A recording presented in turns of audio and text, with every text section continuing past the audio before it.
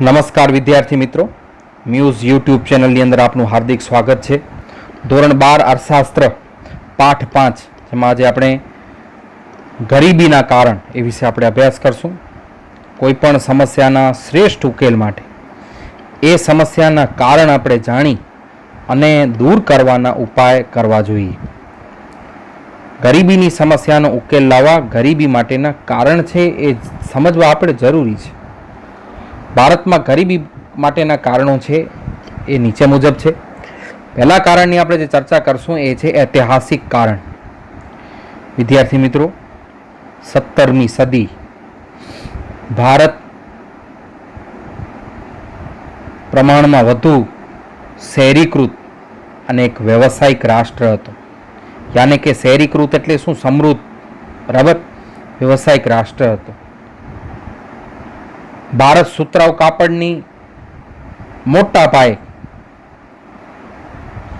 નિકાસ કરતું હતું, એનો મોટો હિસ્સો હતો. તેની સાથે એ સિલ્ક, મરી મસાલા તેમજ ચોખા છે એની પણ નિકાસ કરતો. પરંતુ અંગ્રેજો, ફ્રેન્ચ, ડચ જેવી પ્રજાના આગમન બાદ તેમની શોષણભરી સંસ્થાનવાદ જે નીતિ હતી એના કારણે ભારતમાં ખેતી અને ઉદ્યોગોની પરિસ્થિતિ ખરાબ થઈ ગઈ. અંગ્રેજોનો જે શાસન હતો એ દરમિયાન વિવિધ કારણસર ભારતની અંદર કોક ને કોક કારણસર ખેતી ક્ષેત્રની સ્થિતિ છે ને ખૂબ નાજુક બની જતી. એક તરફ ભારતમાં ખેતી વરસાદ પર આધારિત હતી. ત્યાં બ્રિટિશ શાસને સિંચાઈ માટે મૂડીરોકાણમાં ખાસ રસ દાખવ્યો નહીં. બીજી તરફ વારંવાર દુકાળ પડતા જમીનદારી પ્રથા હતી. જમીન ઉપરથી વધુ પડતો ટેક્સ યાને કે જમીન મહેસૂલ ઉઘરાવવામાં આવતું. સાંત પ્રથા હતી, યાને કે વધારે પડતો જમીનમાંથી માલિક છે હિસ્સો મેળવી લે. આ બધા જે કારણ હતા ને એ કારણસર જે ખેડૂતો છે એ આર્થિક રીતે હેરાનગતિ યાને કે પાયમાલ થઈ ગયા.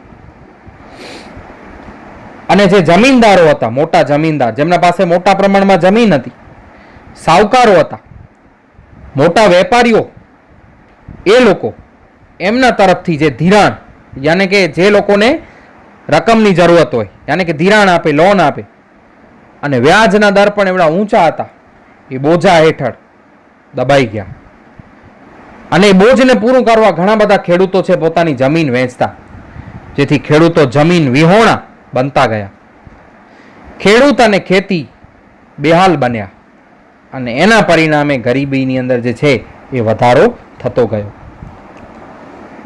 ત્યાર પછી બીજો પોઈન્ટ હતો ઉદ્યોગ અને વેપારની બાબતમાં જે છે અંગ્રેજો દ્વારા ભારતમાં એવા પ્રકારની વેપાર નીતિ, કર નીતિ, ઔદ્યોગિક નીતિ અમલમાં મૂકવામાં આવી કે જેથી અંગ્રેજોને ભારતમાં વેપારથી છે ફાયદો થાય.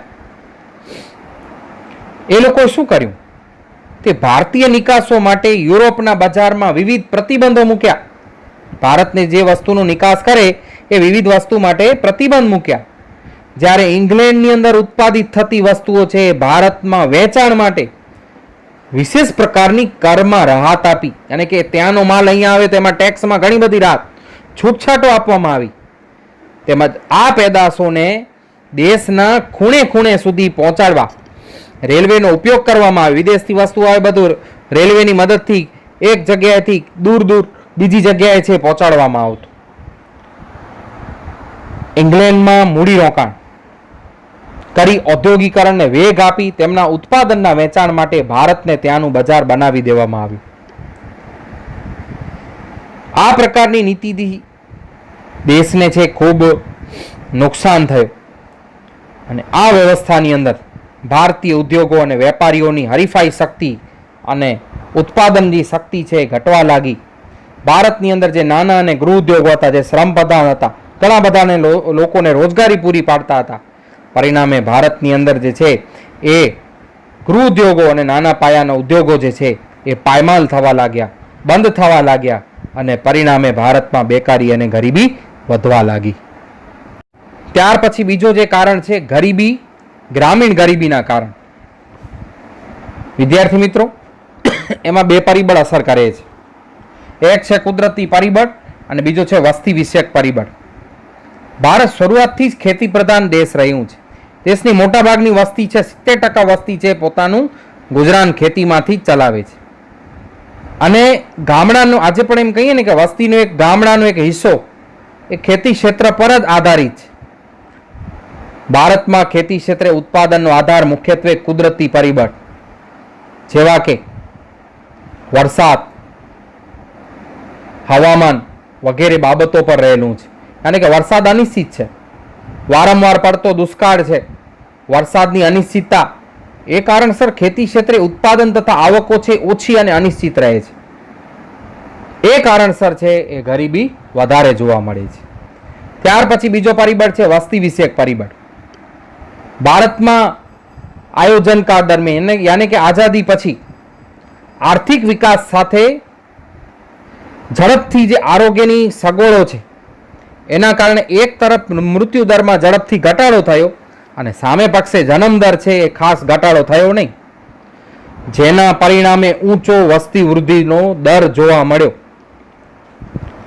ઝડપથી વધતી વસ્તી છે એના કારણે માથાદીઠ આવકમાં ખાસ વધારો ન થયો.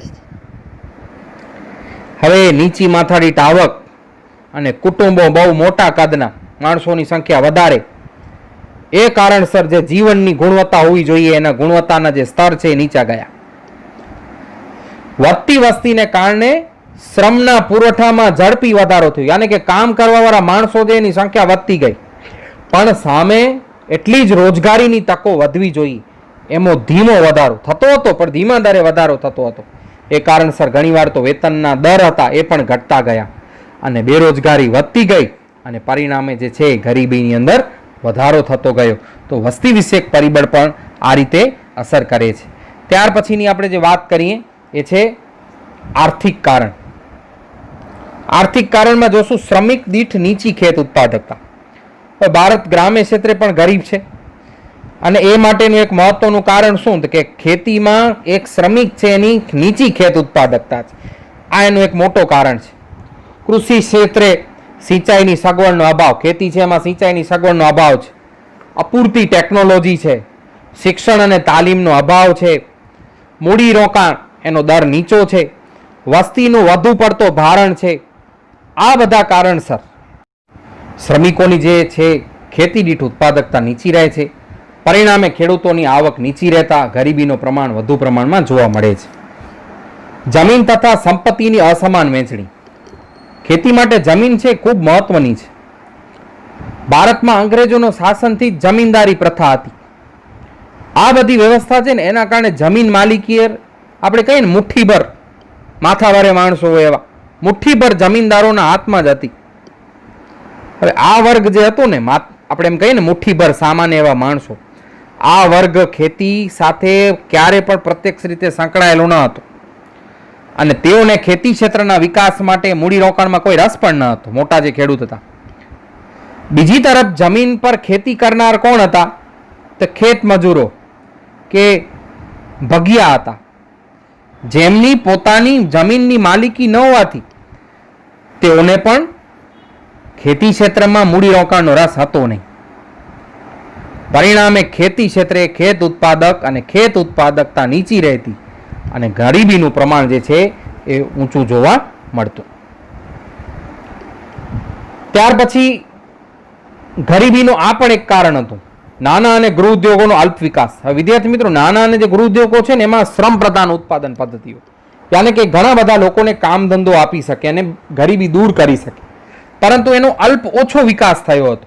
તો એ કારણસર પણ ગરીબી વધારે જોવા મળી. તો એના વિશે પણ આપણે ચર્ચા કરીએ કે ભારતમાં બીજી પંચવર્ષીય યોજનાથી આર્થિક વિકાસની એક વ્યૂહરચના ઘડવામાં આવી. એના ભાગરૂપે પાયાના અને ભારે ઉદ્યોગોને મહત્વ આપવામાં આવ્યું. બરાબર ને? ચાવીરૂપ છે સિમેન્ટ, લોખંડ, પોલાદ, રંગ રસાયણ, આ બધા પાયાના અને ભારે ઉદ્યોગો છે ને એને બહુ મહત્વ આપ્યો કઈ સાલમાં? બીજી પંચવર્ષીય યોજનામાં. પરંતુ ગ્રામ્ય ક્ષેત્રે નાના અને ગૃહ ઉદ્યોગો કે જેમનો રોજગારી, ઉત્પાદન અને આવકમાં ખૂબ મોટો ફાળો છે, કે ઘણા બધા લોકોને રોજગારી પૂરી પાડે છે, એની અવગણના કરી. આ ઉપરાંત ખેતીની સાથે જે જોડાયેલા બીજા ઉદ્યોગ હતા, સંલગ્ન ઉદ્યોગો, પશુપાલન હતો, ડેરીનો ઉદ્યોગ હતો, માછલીનો એટલે કે મત્સ્યપાલન હતો, આ વગેરેના પણ ઓછો વિકાસ કરવામાં આવ્યો. એ કારણસર મોસમી બેકારી બરાબર વધુ પ્રમાણમાં જોઈ. મોસમી બેકારી એટલે કે વર્ષના અમુક મહિના જે છે એ કામ મળે અને અમુક મહિના જે છે કામ વગરનું રહેવું પડે બરાબર. તો એ મોસમી બેકારી જે છે એ વધુ જોવા મળી અને આ કારણસર છે એ પ્રમાણે ગરીબીનું પ્રમાણ જે છે ઊંચું જોવા મળ્યું છે. ત્યાર પછી આપણે મુદ્દો જોઈએ બેરોજગારીનું ઊંચું પ્રમાણ. ભારતમાં હવે મોટાભાગની જે વસ્તી છે ગામડામાં ખેતી પર જ આધાર રાખે છે અને મોટાભાગની જે ખેતી છે એ વરસાદ પર છે. તેથી વર્ષમાં છે ને 1 કે 2 જ પાક લેવાય. આથી ખેતી ક્ષેત્રે મોટા પ્રમાણમાં મોસમી બેકારી જોવા મળે. યાની કે ખેતરમાં એમને 6 થી 7 મહિના કામ મળે, બાકીનું બેસવું પડે. એક તો ઝડપથી વધતી વસ્તી છે, બીજી સંયુક્ત કુટુંબ પ્રથા છે, બધા ભેગા જ રહે છે લોકો.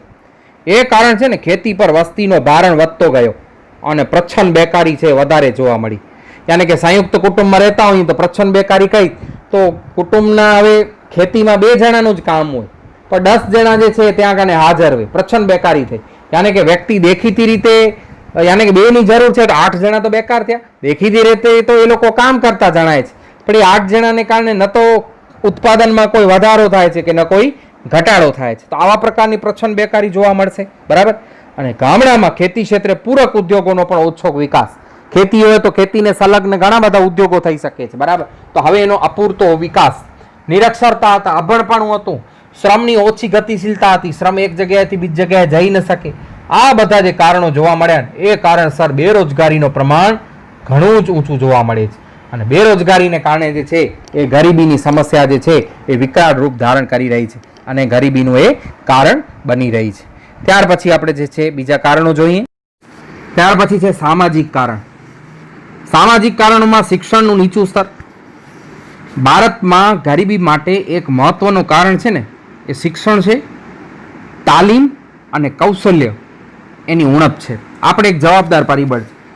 શિક્ષણના નીચા સ્તરને કારણે ખાસ કરીને જે ગ્રામીણ ક્ષેત્રમાં જે કૃષિ ક્ષેત્રે નવી ટેકનોલોજી, નવી ખેત પદ્ધતિઓ, સંશોધનો, ખેત ઉત્પાદનના વેચાણ માટે બજારો એના લાભ પ્રાપ્ત થતા નથી.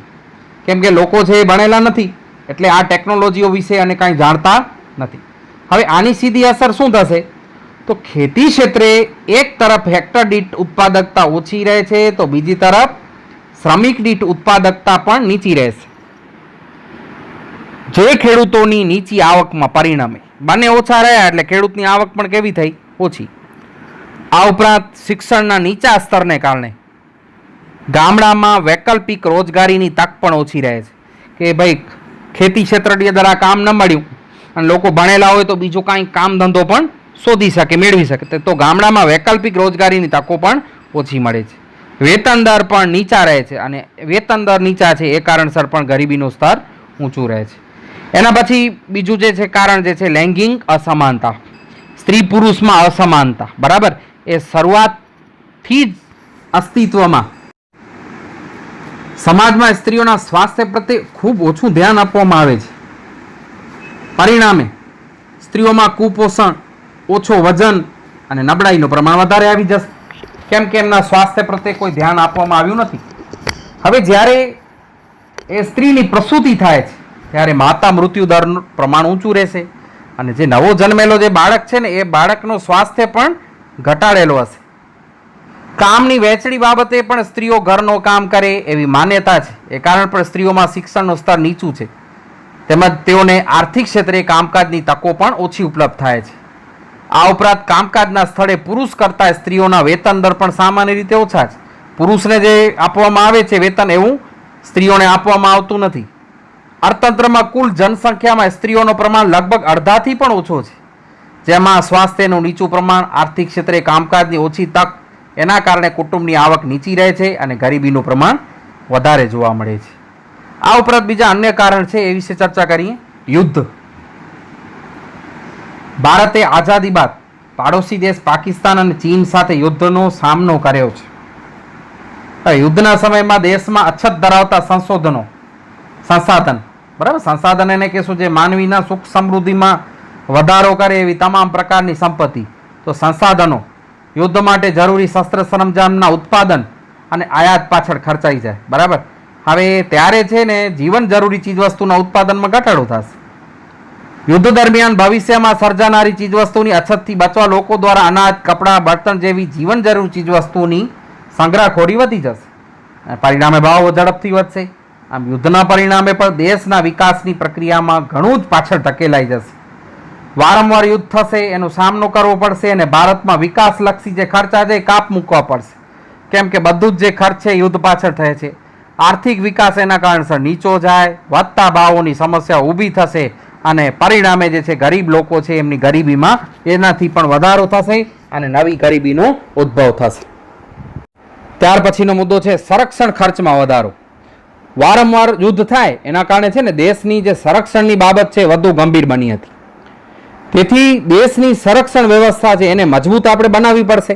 તો આપણે આધુનિક મિસાઇલો, બરાબર, લડાકુ વિમાનો, હમણાં જ રાફેલને એન્ટ્રી આપી છે, ટેન્ક, સબમરીન જે દરિયાની અંદર ચાલશે, આ બધી વસ્તુઓ પાછળ ખર્ચમાં સતત વધારો કરવો પડ્યો છે.